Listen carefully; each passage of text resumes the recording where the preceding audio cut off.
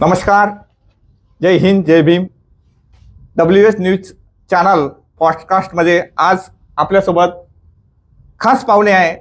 Republican Party of इंडियाचे राष्ट्रीय महासचिव उत्तमरावजी गवळी. त्यांचं स्टुडिओमध्ये नमपूर्वक स्वागत करतो. सर, आजचा विषय आहे रिपब्लिकन ऐक्य का नाही शक्य. गेल्या 4 ते 5 दशकाची वाटचाल बघितली तर रिपब्लिकन पार्टीमध्ये असे स्पीड ब्रेकर निर्माण झाले आहे. ऐक्य तयार व्हायला जवळपास येतं आणि विघटन होतं, विस्कटून जातं. यावर आपली काय भूमिका आहे? रिपब्लिकन नेत्यांनी आज तरी प्रवाहात येण्याची किंवा एक येण्याची गरज आहे का असं आपल्याला वाटतं. यासाठी आपली काय भूमिका आहे आणि काय केलं पाहिजे, आपण काय सांगाल? सर्वप्रथम मी WS चॅनलचे मनापासून हार्दिक अभिनंदन करतो. माझ्यासारख्या माणसाची मुलाखत घेऊन आप प्रसिद्धी करणार आहात म्हणून परत आपले उपकार मान्य करतो. तुम्ही जो मला प्रश्न विचारला, रिपब्लिकन पक्ष का नाही शक्य, याला थोडं विस्ताराने मी सांगू इच्छितो. माझं यावर हे म्हणणं आहे, रिपब्लिकन पक्ष ऐक्य सहज शक्य. बरोबर, सहज शक्य, काही अडचण नाही. त्याला कारण सांगतो. प्रत्येक माणसाने आपल्या हृदयावर हात ठेवून विचार केला पाहिजे. या देशात जर डॉक्टर बाबासाहेब आंबेडकरांचा जन्मच झाला नसता, त्या भारतातील मागासवर्गीय जनता, त्यामध्ये रिपब्लिकन पक्षाची महार बटालियन सुद्धा सहभागी आहे. बरोबर. हे कुठे असते? जर बाबासाहेब जन्मालाच आले नसते तर मग आमच्या आजोबाच्या गळ्यातलं गाडगं आमच्या गळ्यात असतं आणि आमच्या आईच्या कमरेला बांधलेला फळा तो आमच्या मुलीच्या, सुनबाईच्या, पोरीच्या, बहिणीच्या कमरेला बांधला गेला असता. म्हणून आज आमच्याकडे जे काही आहे, आमची हैसियत, इब्रत, इज्जत, ताकद, आमच्या काळात, बाबासाहेबांच्या काळात 4था वर्ग शिकलेला माणूस समाजकार्यासाठी उपलब्ध नव्हता. आज घराघरात 1-1 डझन ग्रॅज्युएट, पोस्ट ग्रॅज्युएट आहे. मिलिटरीत सुद्धा आमचा माणूस दिसत नव्हता म्हणून डॉक्टर बाबासाहेबांनी महार बटालियनची स्थापना करून घेतली. एखाद्या कार्यालयात आमचा माणूस जर नोकरीवर लागत होता तर जास्तीत जास्त चपराशी, वॉचमन, सफाई कामगार या पलीकडे पदं आमच्याकडे नव्हती. आज सुप्रीम कोर्टाचे चीफ जस्टिस सुद्धा बाबासाहेबांचे अनुयायी झालेले आहेत. हे काय शक्य झालं? बाबासाहेबांचा जन्म झाला म्हणून हे सर्व शक्य झालं आहे. झोपडपट्टीत, नदीच्या काठावर, गावाच्या कुसबाहेर राहणारे आमचे समाज आज शहरात सर्व पॉश रस्त्यामध्ये दिसायला लागलेले आहे. तुमचं नागपूरचं एक उदाहरण घेतलं, अशी कोणतीही वस्ती नाही का ज्या वस्तीत जय भीमालाचा बंगला नाही. हे कशामुळे झालं? बाबासाहेबांनी. आणि दुसरी गोष्ट, जगात भारताचं नाव लौकिक आलं. स्वातंत्र्य सैनिकांनी चर्चा केली की भारताला पुढची व्यवस्था कशी असली पाहिजे, म्हणून भारताचं घटनापीठ संविधान असलं पाहिजे.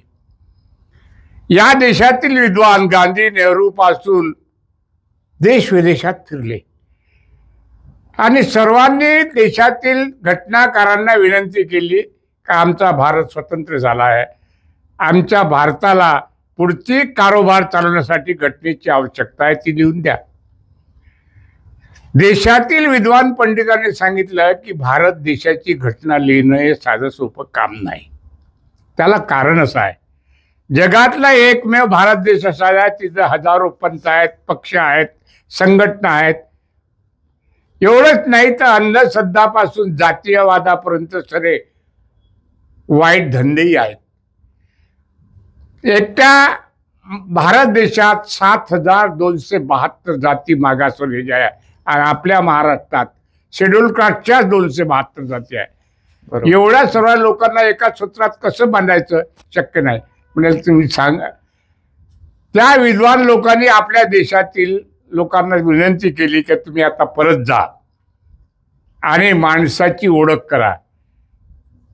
भारत देशात एक असा विद्वान आहे की ज्याला जगात तोड नाही, त्याचं नाव आहे डॉक्टर B.R. आंबेडकर. आंबेडकराकडे जा आणि त्यांना विनंती करा की तुम्ही भारताला संविधान द्या, लिहिण्यासाठी वेळ द्या. हे ज्यावेळेस गांधीला समजलं तर गांधींनी नेहरूजीला विनंती केली की आता बाबासाहेब आंबेडकरांना भारताचं संविधान लिहायचं आहे, त्यांच्याकडे जा, विनंती करा, माझा निरोप सांगा आणि पहिले भारताचे कायदे मंत्री म्हणून बाबासाहेबांच्या नावाची घोषणा करा. बरोबर. बाबासाहेबांना वाटलं की मी गोलमेज परिषदेपासून सर्व ठिकाणी लढलो आणि माझ्या दलित माणसाच्या पुढे झालेल्या स्वातंत्र्यात काय वाटा असेल या संबंधी विचारणा केली. आता ती मला संधी प्राप्त झाली आहे संविधान लिहून माझ्या शेड्यूल कास्टच्या माणसाला, मागासवर्गीय माणसाला सुरक्षित व्यवस्थित संरक्षण द्यायचं. म्हणून बाबासाहेबांना घटना समितीचं अध्यक्षपद स्वीकारलं आणि घटनाकार म्हणून लौकिक मिळाला. घटना समितीचे काही सदस्यांनी बाबासाहेबांचा विरोध केला, कोणी मदत केली नाही, पण बाबासाहेबांनी मात्र निश्चय केला होता कोणी असो नसो मी ही जबाबदारी स्वीकारणार. 2 वर्ष 11 महिने 17 दिवस खपून बाबासाहेबांनी जे संविधान लिहिलं तर जगातल्या सर्व विद्वान लोकांनी त्याची स्तुती केली की एवढं चांगलं संविधान जगातल्या कुठल्याही राष्ट्राचं नाही, एवढं भारताचं आहे. आणि म्हणून बाबासाहेब घटनाकार झाले. बाबासाहेब घटनाकार झाले, आम्हाला सर्वाधिक सुरू केले म्हणून सुप्रीम कोर्टाच्या चीफ जस्टिस पर्यंत आमचे बाबा ते लोक नेहमी सांगतात, बाबासाहेबांनी सांगितलं की आमची जमात ही शासनकर्ती झाली पाहिजे. बाबासाहेबांचं शासनकर्ती जमात करण्यापाठीमागं फक्त खासदार आमदार निवडून आणणं, नगरपालिकेत नगरसेवक निवडणं उद्देश नव्हता. इथं थांबवतो तुम्हाला. आपण शासनकर्ती जमात झाली आहे असं म्हणता. आपली सध्याची राजकीय परिस्थिती बघितली तर शासनकर्ती जमात झाली असं आपल्याला वाटते. मागचा संदर्भ देऊन तुम्ही कंटिन्यू करा. मी तुम्हाला सांगतो, शासनकर्ती जमात झाली पाहिजे याचा अर्थच लोकांनी चुकीचा काढला. अच्छा. बाबासाहेबांचं हे म्हणणं होतं ॲडमिनिस्ट्रेटिव्ह पॉवर, प्रशासकीय अधिकार माझ्या माणसाला मिळाला पाहिजे, माझा माणूस कलेक्टर झाला पाहिजे, कमिशनर झाला पाहिजे, चीफ जस्टिस झाला पाहिजे, न्यायाधीश झाला पाहिजे, ही बाबासाहेबांची भूमिका होती. कारण एक खासदाराचा शपथविधी घ्यायचा असला तर कलेक्टर त्याला शपथविधी देतो, कलेक्टरच्या खुर्चीवर खासदार बसू शकत नाही. प्रशासकीय अधिकार माझ्या माणसाला भेटला पाहिजे म्हणून बाबासाहेबांनी एक मंत्र दिला होता आम्हाला, शिका. आणि शिका या शब्दाचा अर्थ केवळ जयबी वाल्याने समजून घेतला, आमच्या शेजारच्या मातंगाला नाही समजला, चांबाराला नाही समजला, इतर लोकांची ती गोष्टच नाही. म्हणून आमचा समाज शिक्षित झाला, संघटित होऊ शकला नाही दुर्दैवानं, आणि संघर्ष केला तो आपसात केला. पण बाबासाहेबाचा माणूस शिकतो आहे. आमचा बाप रिक्षा चालवतो पण मुलगा कॉलेजमध्ये जातो आहे. कारण महाराष्ट्रातल्याच नाही तर आता भारतातल्या प्रत्येक क्षेत्रातला डिटेलमध्ये स्टडी करा, 50% विद्यार्थी आमचेच आहेत. आणि रिझर्वेशनच्या माध्यमातून तर आता आम्ही बोकांडीवर बसलोच आहोत, पण आमचे विद्यार्थी जे आहेत ते क्लास 1 क्लास 2च्या अधिकारी पदावर जाण्यासाठी. थांबवतो तुम्हाला. एक प्रशासनातला ऍडमिनिस्ट्रेशन मधला टक्का आपला वाढतोय, सुपर क्लास 1चा टक्का वाढतोय, परंतु त्या तुलनेत त्यांची जे पे बॅक टू सोसायटी जी आपली थीम आहे किंवा जे समाजाप्रती त्यांनी द्यायला पाहिजे ते मिळत नाही. तो सुपर क्लास 1चा टक्का काम करत नाही. त्याच्यामुळं आपण कुठेतरी सामाजिक विघटन आपलं होत आहे. आणि हीच बाब रिपब्लिकन बाबासाहेब आंबेडकरांनी निर्माण केलेल्या रिपब्लिकन पार्टी ऑफ इंडियाच्या फार अशा मोठ्या पक्षाला दुभंगण्याचं एकमेव कारण ठरलेलं आहे. यावर काय भाष्य कराल? यावर माझं स्पष्ट म्हणणं आहे की आजचा शिकलेला माणूस तो जोरूचा गुलाम झाला आहे. त्याला आपली पत्नी, आपली मुलं, आपले नातेवाईकाच्या पलीकडे काही दिसत नाही. मी समाजाचं काही देणं लागतो याचं त्याला भान लागलं नाही. आणि बाबासाहेबांचा जन्म झाला असता तर मी कुठे असतो याच्यावर तो कधीच विचार केला नाही. म्हणून हे जोरूचे गुलाम, वेल क्वालिफाईड पर्सन माझ्यासारखे अंगठे मारणार नाही. आणि याने RSS प्रमाणे जर रिपब्लिकन पार्टी जिवंत राहिली पाहिजे, आपल्या कमाईतला 22वा हिस्सा जर समाजाच्या संघटनासाठी खर्च केला असता, रिपब्लिकन पार्टीसाठी मजबूतीसाठी खर्च केला असता, तर रिपब्लिकन पार्टी दुमगलीला एक कारण आहे. दुसरी गोष्ट असं, आमची जमात शासनकर्ती झाली नाही किंवा जे प्रशासनात गेले त्यांनी समाजाच्या हिताकडे डोळेझाक केलेली आहे. एक सांगतो, माणूस हा सवयीचा गुलाम असतो, स्वार्थाचा गुलाम असतो, मीपणाचा गुलाम असतो. आणि म्हणून रिपब्लिकन पार्टीचे जे तुकडे झाले, आज परिस्थिती अशी आहे, रिपब्लिकन पार्टीचा एकीकरणाचा विषय मुख्य मुद्दा आपला आहे, सहज शक्य रिपब्लिकन पक्षाचं ऐक्य. तर BC कांबळे पासून आपल्या महाराष्ट्रातले 6-7 सेंटर आहेत. एक नागपूर, तिथे बाबासाहेबांची कर्मभूमी आहे. दुसरं चंद्रपूर, बॅरिस्टरची जन्मभूमी आहे. तिसरं कोल्हापूर, छत्रपती शाहू महाराजांची जन्मभूमी आहे. चौथं कोल्हापूरचे AG शिंदे राष्ट्रीय महासचिव होते रिपब्लिकन पक्षाची, ज्यांनी घटना तयार केली. दादासाहेब गायकवाड नाशिक, नामांतर विद्यापीठाचा प्रश्न जिथे गाजला ते औरंगाबाद, आणि रासू गोळीचा जिथे झाला ते अमरावती. हे 6-7 सेंटर, BC कांबळेचं पुणा, हे सर्व रिपब्लिकन पक्षाचे सेंटर आहेत. पहिल्यांदा वाद नागपुरात सुरू झाला. अच्छा. रिपब्लिकन पक्ष दुरुस्त नादुरुस्त हा वाद, त्याचे सुरुवात केली होती बाबू हरिदासजी आवडे यांनी. बरोबर. आणि त्या वादानंतर त्याच्यात भर घालण्याचं पाप केलं BC कांबळेच्या कांबळे पुणेवाल्यांनी. आणि मग ज्यावेळेस हा विषय चालला, सुरुवातीला 57 पासूनच हा विषय गाजतोय. बरोबर. त्याच्यानंतर पुन्हा पुढची वाटचाल जे सुरू झाली, दादासाहेब गायकवाड पहिले रिपब्लिकन पक्षाचे संस्थापक अध्यक्ष शिवराव, बॅरिस्टर राजाभाऊ खोब्रागडे 30 वर्षाच्या वयात त्यांनी समाज कार्यासाठी बाबासाहेबांनी त्यांची निवड केली. आणि त्या निवडीमध्ये देवाजी बापू खोब्रागडे मागणी केली की तुमचा एक मुलगा मला समाज कार्यासाठी दान द्या. त्यावेळेस विदेशात बॅरिस्टरच्या डिग्रीसाठी एकूण 20 लोक गेले होते. त्यावेळेस महाराष्ट्राचे चीफ सेक्रेटरी रत्नाकर गायकवाड यांचे वडील सुद्धा होते.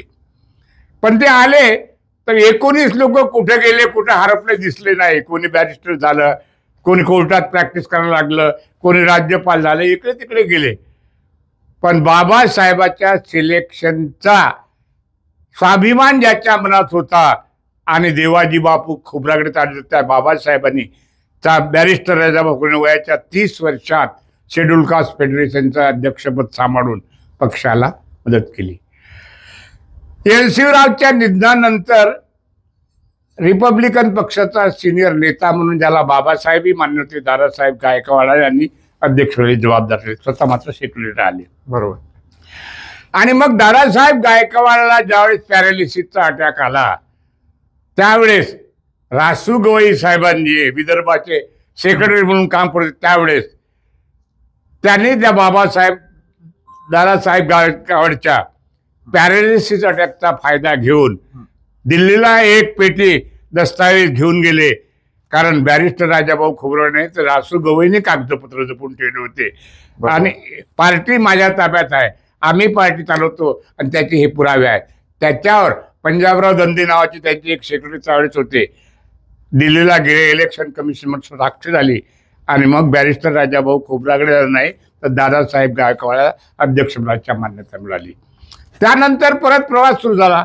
आणि नंतरच्या काळात, अलीकडच्या काळात जे नेते आहेत, त्यात तुमच्या नागपूरच्या सर्व बाबतीत पुढाकार होता. मी तर म्हणतो की सर्वात जास्त रिपब्लिकन पक्षाच्या फुटाफुटीला शक्ती देण्याचं काम नागपूरच्या नेत्यांनीच केलं आहे, हा माझा आरोपही आहे. मग वाको गाणार असो, दादासाहेब फुलझेले असो, म्हणजे रिपाई दुभंगण्याची पहिली ठिणगी नागपुरातूनच पडली आहे, माझा हा स्पष्ट आरोप आहे.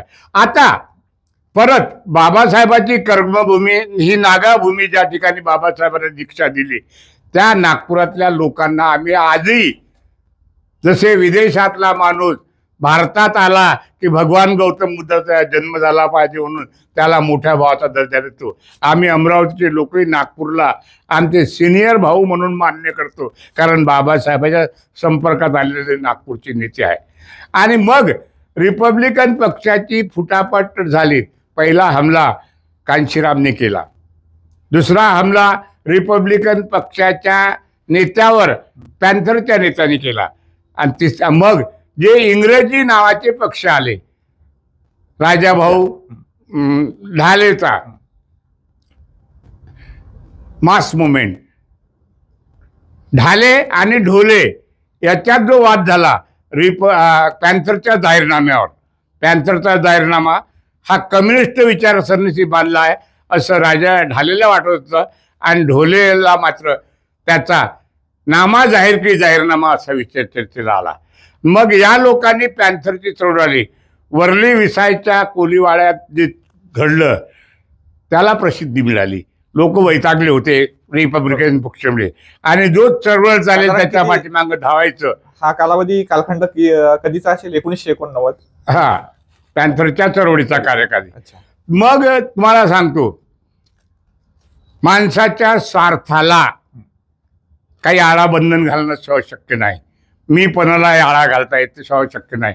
मग हे रिपब्लिकन पक्षाचे नेते बाजूला थोडे थांबले, आणि मग पॅन्थरची चळवळ थोडी फोफावली. पॅन्थरमध्ये फूट झाली ढाले आणि रिसार्डची, आणि मग त्यात हा ज्युनियर नेता रामदास आठवले रिपब्लिकन पक्षाने झाला. त्यांनी 2-3 आमदार केले. एक प्रीतम कुमार शेगावकर आहे, आणि आमचा अमरावतीचा अनिल गोंडाने आहे, आणि एक आणखी आमदार केला होता त्यांनी, हा आपला गंगाधर गाडे. 6 महिने झाले ते फक्त. आणि नंतर आठवलेला वाटलं आता कुणाला आमदार काढून आपल्यापेक्षा वरचढ होऊ द्यायचं नाही, पुढची त्यांनी पद्धतच बंद करून टाकली. आता एक गोष्ट सांगतो, मग रामदास आठवले आणि आमचे दलित मुक्ती सेनेचे नेते, तुमच्या नागपूरचेच आदरणीय प्राध्यापक जोगेंद्रजी कवाळे साहेब, यांनी पहिले दलित मुक्ती सेना काढली, नंतर तिचा विस्तार केला. हाजी मस्तानच्या सोबत जाऊन दलित मुस्लिम सुरक्षा महासंघ स्थापन केला. आणि मग त्यांनी 1985 साली शरद पवार आणि AR अंतुलेचा वाद झाला, त्यावेळी 222 उमेदवार महाराष्ट्रात विधानसभेच्या निवडणुकीत उभे केले होते अंतुलेच्या मदतीनं. त्यावेळेस 85 साली वलगाव मतदारसंघात मी उमेदवार होतो, कट्टी साहेबांनी मला तिकीट दिली होती. 1980 साली मी उमेदवार होतो, बॅरिस्टर साहेबांनी मला तिकीट दिली होती, आणि 2019 साली उमेदवार होतो, उपेंद्र शेट्टीने मला तिकीट. 3 वेळा खोरीपाचा उमेदवार म्हणून निवडणूक मांडलो. प्रश्न असा आहे, यावेळी त्यांच्या लक्षात आलं की आपण किती उलाढाली केल्या तर लोकांच्या हृदयात जे साचलेल्या बाबासाहेबांच्या संघटना आहेत, त्यात रिपब्लिकन पार्टी हे एक असं नाव आहे, ते लोकांच्या हृदयातून काढल्या जाऊ शकत नाही. बरोबर. म्हणून रिपब्लिकन पार्टीची स्थापना आपल्याला करावी लागते. म्हणून Republican Party of India into bracket K कवाडेने के लावला, आणि मग खुल्या पत्रावर आधारित रिपब्लिकन पार्टी बाबासाहेबांची म्हणून PRP पीपल्स रिपब्लिकन पार्टी त्याने स्थापन केली. आठवलेला वाटलं की आपण मागं राहू रे, म्हणून Republican Party of India into bracket A तो त्याने आठवले सुरुवात केला. आणि मग राजा ढाले तिकडे प्रकाश आंबेडकरांसोबत गेले, नामदेव ढोसाळ शिवसेनेच्या सोबत गेले, आणि मग त्यांचाही अंत झाला. आणि मग त्यांनी लिहिलेला तो गांडू बगीचाचा इतिहास हा समोर आला. बरोबर. आता ही चळवळ चालू असताना जे एकदा तुम्हाला सांगतो की रामदासजी आठवले नेते आहेत रिपब्लिकन पक्षाचे, एकेकाळी त्यांचा आवाज होता की काँग्रेस राष्ट्रवादी काँग्रेस एक झाली पाहिजे. बरं, आता गवई साहेब मला सांगा, रिपब्लिकन पार्टी ऑफ इंडियाचे किती संघटना कार्यरत आहे? रिपब्लिकन पार्टीची संघटना रोज एक कार्यालय, 48 लोक आता लिस्टवर आहेत. अच्छा. 48 आहे. हे पण एक गोष्ट सांगतो, एका वायडापुरती संघटना आहे, एका घरापुरती संघटना आहे, एका मोहल्ल्यापुरती पक्ष संघटना. म्हणून मला सांगा, अधिकृत निवडणूक राष्ट्रीय निवडणूक आयोगाच्या दरबारी कितीची नोंद आहे? आता राष्ट्रीय लेवलवर रिपब्लिकन पार्टीची एकही संघटना अस्तित्वात नाही. अच्छा. रासू गवईच्या पोराचा राजेंद्र गवईचा दावा आहे, पण किमान 4 खासदार रिपब्लिकन पार्टीचे असले पाहिजे. बरोबर. ते नाही आहेत कोणत्याही पक्षाचे. आणि माग जे 1993 साली निवडणूक झाली होती, रिपब्लिकन पक्षाचे 4 खासदार निवडून आले होते. यांनी ढोल वाजवला होता की आमचा 100% विजय झाला. अरे 544 खासदार रिपब्लिकन पक्षाच्या तुलनेत 4 खासदार निवडून आले ना. बरोबर. भारतीय लोकसभेची संख्या 540 आमदार लोकांची आहे. 1989. हा, किती आले निवडून? 4 आले. म्हणजे 141 खासदारासाठी आम्ही मतदान केलं. त्याच्या मतबोमधल्यात आम्हाला एका खासदारासाठी आम्ही मतदान घेतलं. म्हणजे 4 वरचे 4 44 उरले 544. असाही आपल्यावर आरोप होतोय, म्हणजे रिपब्लिकन पार्टी ऑफ इंडिया आणि आंबेडकरी मुवमेंटचे जेवढे नेते जुळलेले आहे की दुसरा प्रादेशिक पक्ष किंवा राष्ट्रीय पक्षाची भूमिका असेल तरच आपलं ऐक्य होते, तोपर्यंत ऐक्य होत नाही किंवा एकत्र येत नाही किंवा यांना प्रतिनिधित्व मिळू शकत नाही, असा समज आहे. यावर काय सांगाल आपण? यावर माझी स्पष्ट भूमिका आहे. स्वार्थासाठी बाप बदलवणारे लोक आहेत. बरोबर. ज्याने आपला बापच बदलून टाकला, आईचा नवराच ज्याने बदलवला, त्याच्या बाबतीत काय म्हणाल तुम्ही? आपला थेट आरोप दिसतोय. निर्लज्जपणाचा किती मोठा कळस आहे हा. बरोबर. आमची आई, आमचे बाबा, आमची बहीण, आमचा भाऊ, आमची वहिनी, आम्ही सर्व डॉक्टर बाबासाहेब आंबेडकर बाप मानतो ना आपला. कोणी म्हणते का हे माझा सासरा आहे, हा माझा जावं आहे. आणि आमचा बाप ज्यांनी सोडला, नकली बापा लोकांना त्यांनी बाप मारायला सुरुवात केली, त्याच्या बाबतीत तुम्ही काय बोलणार? अटल बिहारी वाजपेयी, लालकृष्ण अडवाणी, मुरली मनोहर जोशी, अमित शहा, बरोबर, यांच्याशी आमचं काय घेणं देणं आहे? काही नाही. कारण आम्हाला, तुम्हाला एक आणखी नवीन गोष्ट सांगतो मी. अच्छा. या देशाची लोकसंख्या 33 कोटी नव्हती, पण 33 कोटी देव इथे होते. 33 कोटी देवाचा इतिहास ब्रह्मा विष्णुमय तुम्ही पाहिला? मी तर नाही पाहिला. रिडल्स इन रामायण कृष्णा तुम्ही वाचलं? मी वाचतो आहे. रिडल इन हिंदुइझम तुम्ही वाचला? मी वाचतो आहे. प्रॉब्लेम ऑफ द रुपीज तुम्ही वाचला? मी वाचतो आहे. थॉट्स ऑफ पाकिस्तान तुम्ही वाचला? मी वाचतो आहे. बुद्धा अँड धम्मा बाबासाहेबांनी लिहिलेले हे मोठे विशेष ग्रंथ, त्याची चाळणी जरा करा तर तुमच्या लक्षात येईल की 33 कोटी देवाचा नकार बाबासाहेबांनी दिला होता. म्हणून 1935 साली बाबासाहेबांनी येवले मुक्कामी जी घोषणा केली होती, मी हिंदू म्हणून जन्मलो, कोणत्या धर्माच्या वेळेस जन्मेल त्याला त्याचा जायला असते, पण मी हिंदू म्हणून मरणार नाही. आणि मग 17 वर्ष बाबासाहेबांनी स्टडी करून 1956 साली 21 वर्षानंतर जी आम्हाला 14 ऑक्टोबरला नागपूरला दीक्षा दिली, त्यावेळेस त्यांनी 35 साली केलेला संकल्प कृती उतरवला. त्या बाबासाहेबाला आज तुम्ही विचारलं, तुम्ही आठवड्याचे किती आहेत? 10 लोक हात वर करतात. कवाड्याचे किती आहे? 15 लोक हात वर करतात. बॅरिस्टरचे किती आहे? 10 लोक हात वर करतात. तुम्ही हे काय? आता शेवटी माझा प्रश्न असता, मी विचारतो लोकांना, बाबासाहेबांची इथे कोण आहेत? बरोबर. बाबासाहेबाचं कोण आहे? आम्ही सर्वप्रथम बाबासाहेबाचे आहोत. आणि बाबासाहेब आमचा खरा नेता आहे. हे सर्व उपनेते आहेत. उपनेते आहेत, नेता कोणीच नाही. आणि मग आम्ही आता घराघरात शेकडो पुस्तक वाचतो ना बाबासाहेबाची. आम्हाला आता बाबासाहेब समजलाय. आमचं एकच म्हणणं आहे, तुम्ही ज्या स्वार्थासाठी तुमचा बाप बदलला ती लाईन बंद करा. ज्या पक्षासोबत तुमची बांधिलकी असेल ती बांधिलकी संपून टाका.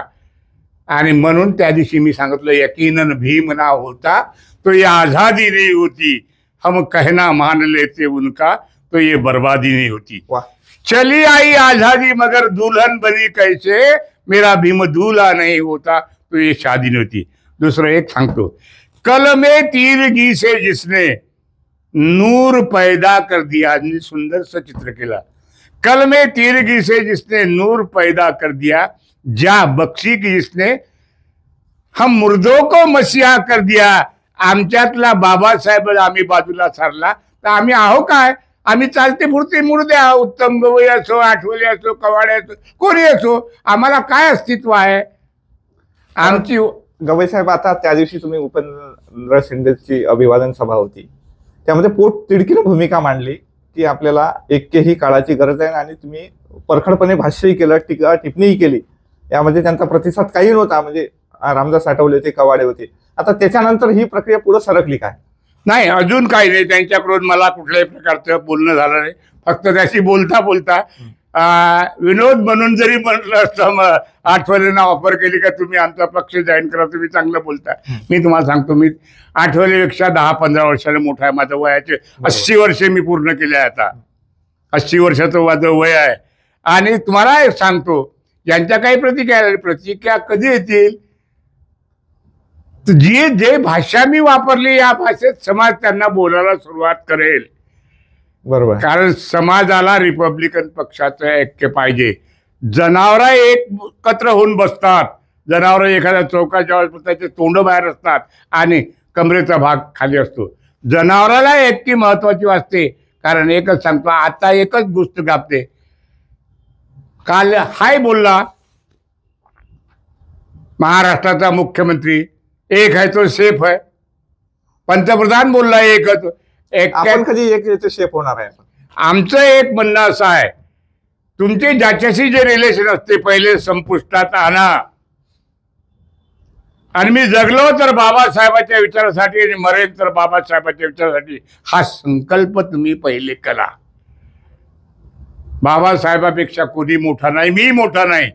आणि शेवटी घर वापसी लाचार, मुर्दार, समाजद्रोही लोकांनी आता बाबासाहेबाच्या विचाराकडे परत वापस आलं पाहिजे. पाठ फिरवली सोडून दिली पाहिजे.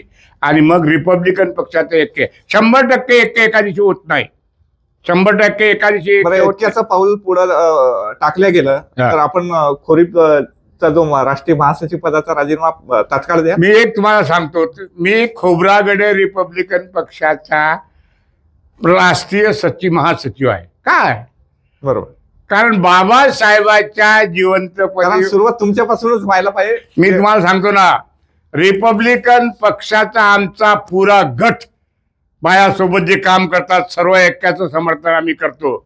कारण ऐक्यापेक्षा कोणी मोठं नाही, समाज सुद्धा मोठा नाही. आणि मग मी 2 मिनिटात तुमच्याजवळ होतो, मी राजीनामा माझा तुमच्या हातात द्या, तुम्ही त्याला प्रसिद्ध उत्तमराव गोंधळे ऐक्यासाठी राजीनामा दिला म्हणून. बरोबर. मला हे पद काहीच माणसं नाही. मी जिवंत असेपर्यंत, माझ्या रक्तातल्या शेवटच्या क्षणापर्यंत जगणार आहे बाबासाहेबांसाठी आणि मरणार आहे ऐक्यासाठी. रिपब्लिकन पक्षाचे बॅरिस्टरला आम्ही का पुढे करतो? बरोबर. बॅरिस्टरनी आयुष्यभर बाबासाहेबांची कधी बेईमानी केल्याचा कुठे इतिहास नाही. 17 वर्ष राज्यसभेत राहिलेले बॅरिस्टर, जगात बाबासाहेबांनंतर विद्वान माणूस बॅरिस्टर झाला हे कोणी नाकारू शकत नाही. जर त्यांनाही वाटलं असतं जे सोन्याच्या चंबत घेऊन जन्माला आले असते तर करोडोची संपत्ती केली असती बॅरिस्टरनं जमा. पण स्वतःच्या घराला 10 रुपयाचा चुनाही बॅरिस्टरनं लावला नाही चंद्रपूरला. एवढा त्यांचा त्याग आहे. म्हणून बाबासाहेबांचा रिपब्लिकन पक्ष खोरीपा हा ओरिजिनल पक्ष आहे. त्या पक्षात सगळ्यांनी विलीन व्हावं किंवा नव्याने एखादे प्रेसिडेंट तयार करावं. आम्ही त्याच्यात सहभाग घेऊ. आम्हाला जी चपराशी म्हणून तुम्ही जबाबदारी द्याल तीच आम्ही सांभाळू. आम्ही अडलो नाही. आम्हाला अमुक पद पाहिजे. पण एकच बाबासाहेबांचा रिपब्लिकन पार्टी ऑफ इंडिया असं या शेताखाली जर एक आले तर काय हरकत आहे?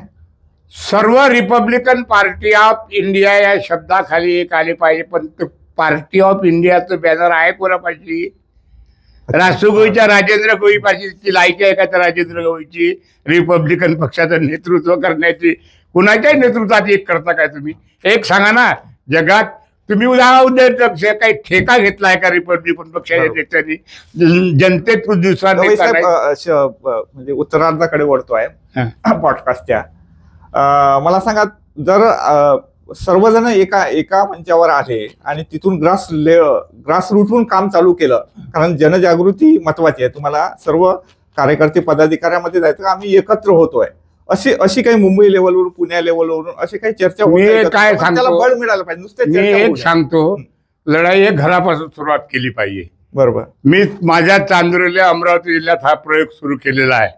Good. आणि याच्या पलीकडे लाचारी छोडो, गद्दारी छोडो, बाबा साहेब के चरण में सारे एक हो जाओ, हे अभियान मी सुरू केलेलं आहे. आणि या अभियानावर मी माझी पूर्ण शक्ती, माझ्या जेवढी ताकद लावणार आहे, माझ्या रिपब्लिकन पक्षाची देते. आणि रामदास आठवले यांनी एकट्यात यावं, त्याच्या डोक्यावर मी हात त्याचे पायी धरायला मी तयार आहे. मी कुणाचाही विरोध करत नाही, कुणाचाही शत्रू नाही. बाबासाहेबाचं रक्त ज्याच्यात, आपण एक गोष्ट लक्षात घ्या, बाबासाहेबांच्या विचाराचे खरे वारसदार आम्हाला पाहिजे. घरभेदी नको, बरोबर. लुच्चे लफंगे नको, बाबासाहेबांच्या नावावर पोट भरणारे नको, व्यापार करणारे लोक. एक तुम्हाला आणखी सांगतो, बाबासाहेबांनी काय दिलं आम्हाला?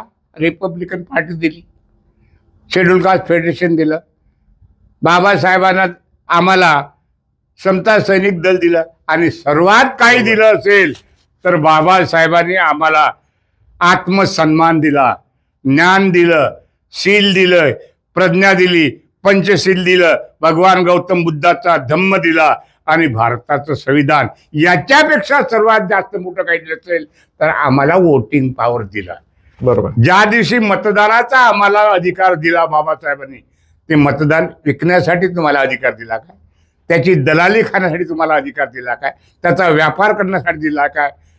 तर बाबासाहेबांच्या मिताचा वापर या भारताच्या संविधानाची रक्षा करणाऱ्या माणसाला जिवंत ठेवण्यासाठी मी करेल, असा संकल्प माझा असला पाहिजे. त्यासाठी मी जगलो पाहिजे, मत विकण्यासाठी नाही, पाठिंब्याच्या राजकारणासाठी नाही, पत्रकबाजीसाठी नाही. आणि हे जर तुम्ही करत असाल तर रिपब्लिकन पक्षाचं ऐक्य सहज शक्य आहे.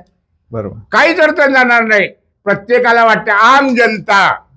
आता तुम्हाला सांगतो, मागच्या वेळेस 297 मिरवणुकी रिपब्लिकन पक्षाच्या 14 एप्रिलच्या कार्यक्रमात झाल्या. 14 एप्रिलच्या कार्यक्रम अमरावतीला एक रेकॉर्ड सांगतो. आणि करोडो रुपयाचे फटाके लोकांनी फोडले, करोडो रुपयाचे निळे झेंडे लावले, पैसे रॅल्या निघाल्या. मग बाबासाहेबांचा विचार सामान्य माणसाने सोडलेला नाही. सामान्य माणूस रोज तुम्हाला शिव्या देतोय फुटीरवादी नेत्यांना, त्याचं भान ठेवा. आणि माणूस जिवंत असेपर्यंत तुमच्या पुतळ्याला लोकांनी बुटाने जोड्याने मारावं, एवढी तुम्ही भूमिका घेणार आहेत का हो स्वतःच्या स्वार्थासाठी, बायकोसाठी? जोगेंद्र काळे त्याच्या पोराला काय केलं? आता एका मंडळाचं उपाध्यक्ष करून टाकलं. त्याच्यासाठी जोगेंद्र काळे प्राध्यापक झाला काय? क्वालिफाईड माणूस आहे जोगेंद्र काळे.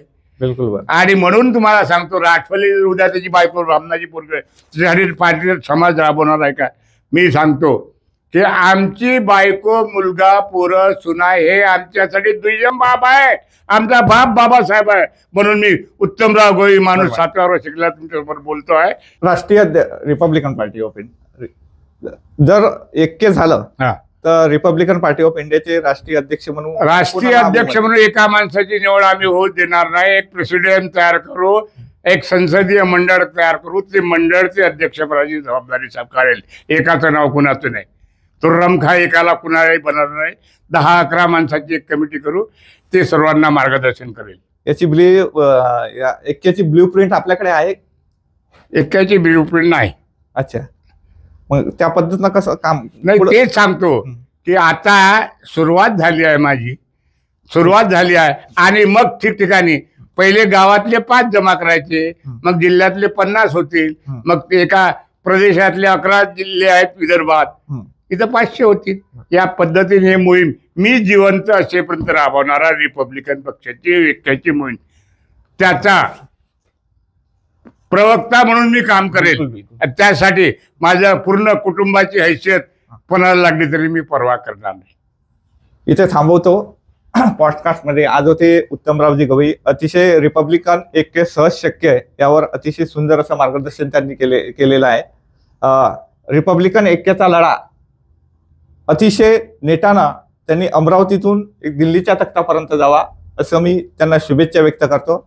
आणि WH न्यूजच्या पॉडकास्टमध्ये थांबतो. जय भीम, जय भारत. आपले सुद्धा धन्यवाद करतो.